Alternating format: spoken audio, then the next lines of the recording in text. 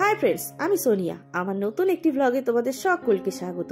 আশা করি তোমরা সকলে খুব ভালো আছো আর সুস্থ আছো। আমিও ভালো আছি। আজ হচ্ছে বুধবার আর এখন ঘড়িতে বেজে গেছে সকাল 7টা।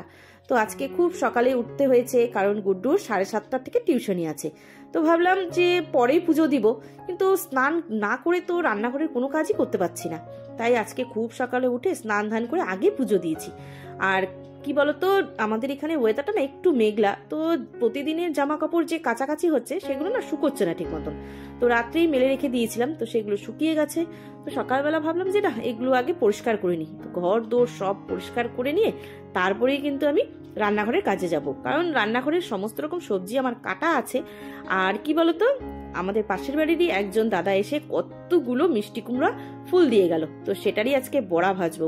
ফুল বলতে অনেকগুলো, প্রায় 20-25টার মতো। তোমরা তো হয়তো অনেকেই কিনে খাও, কিন্তু আমরা যেহেতু গ্রামে থাকি, আমাদের কিন্তু এই ফুলগুলো কিনে খেতে হয় না।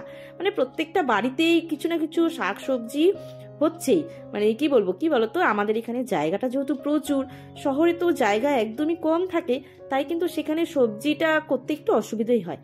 আর যার যার বাড়িতে ছাদ আছে তাদের তো সোনায় সোহাগা, তারা ফুল চাষও করতে পারবে, মানে ফুল গাছ লাগাতে পারবে, আবার সবজিও করতে পারবে।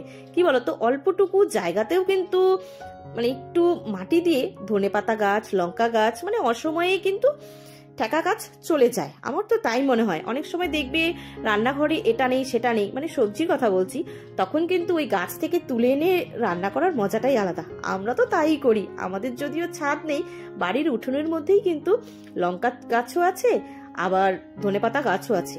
তো সবসময় কিন্তু আমরা বাজার থেকে কিনে এনেই যে সবকিছু রান্না করি তা কিন্তু না। আর আজকে রান্না হবে পালং শাকের চচ্চড়ি, ডাল, কুমড়ো ফুলের বড়া, সর্ষে পোস্ত দিয়ে কাতল মাছের ঝাল।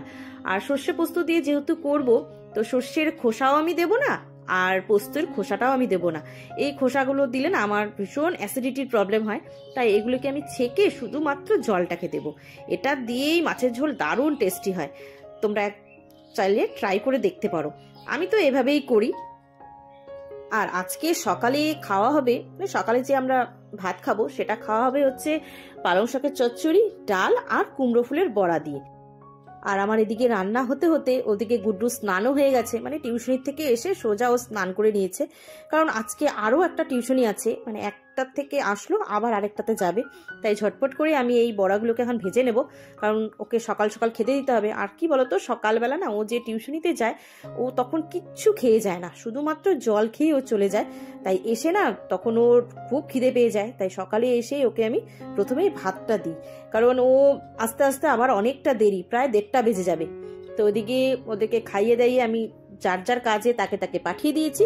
এবার আমি চলে এসেছি ঘর মোছামুছি করতে, কারণ সকালে তো ঘর গুছিয়ে রেখেছি, শুধুমাত্র ঘরটা মোছা বাকি আছে।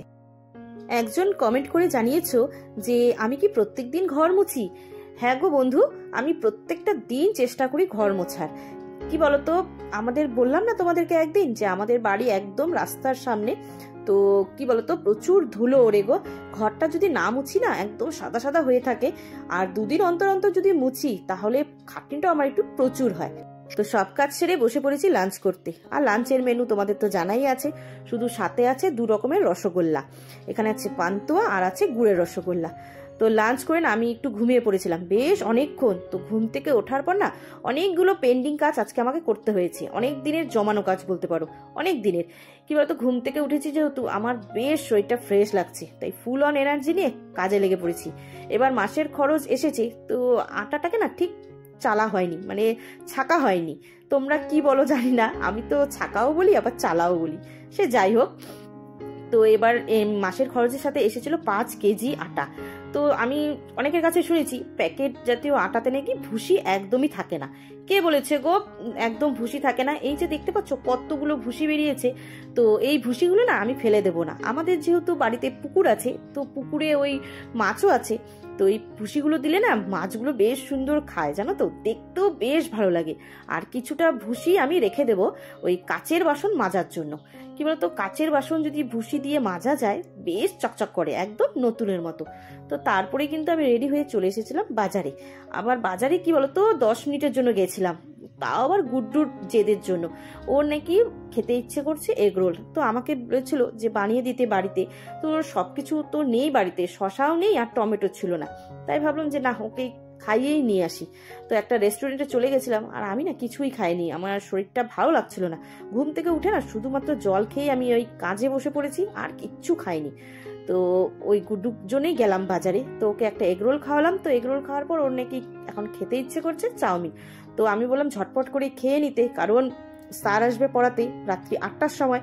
তো বললো যে ঠিক আছে, খেয়ে দিয়ে সোজা কিন্তু আমরা বাড়ি চলে এসেছিলাম। তো আসার পরে এই দেখো নিয়ে এসেছি হচ্ছে, আমি যেহেতু কিছুই খাইনি তাই আমি নিয়ে এসেছি আমার জন্য ছোলা, আবারও মিষ্টি, আর এখানে আছে হচ্ছে তুলাই পাঞ্জির চাল আর কিছু ফল। আর কি বলতো, বাজারে গেছিলাম ঠিকই, বেশ ঠান্ডা না, আমার অতক্ষণ থাকতেও ইচ্ছে করছিল না, আর তার মধ্যে স্যার আসবে পড়াতে, তাই খুব একটা দেরিও কিন্তু আমি করতে পারিনি। আরও একদিন যেতে হবে, কারণ আমার অনেকগুলো কাজ বাকি আছে। আমি যে পায়ে নুপুরটা পরতাম, তো সেটা না ছিঁড়ে গেছে, মানে একটা ছিঁড়ে গেছে আর একটা আছে, তো ওটাকে আবার ঠিক করতে দিতে যেতে হবে সোনার দোকানে। তো তারপরে এসে আবার কিন্তু রান্নাঘরেই কাজে লেগে পড়েছি। তো বানিয়ে নিলাম কফি। তো কফিও আমি কিন্তু খাবো না, খাবে হচ্ছে গুড্ডু আর ওর বাবা। তো ওর বাবা আজকে তাড়াতাড়ি দোকান থেকে চলে এসেছে, দোকান কিন্তু বন্ধ নেই, দোকান খোলাই আছে, লোক আছে দোকানে।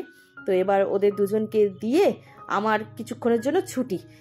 আর ছুটি বলতে ওই কিছুক্ষণ টিভি দেখা আর মোবাইল কুটুর কুটুর করা। আর গুড্ডু এসেই কিন্তু বসে পড়েছে কম্পিউটার নিয়ে, কারণ ওর সামনেই কম্পিউটার এক্সাম আছে। আবার কিছুক্ষণ পরে স্যার চলে আসবে পড়াতে, সাথে স্টুডেন্টরাও আসবে, তাদেরও জায়গাপত্র একদম রেডি, মানে বসার জায়গা। তো চলো আজকের ব্লগটা আমি এখানেই এন্ড করছি।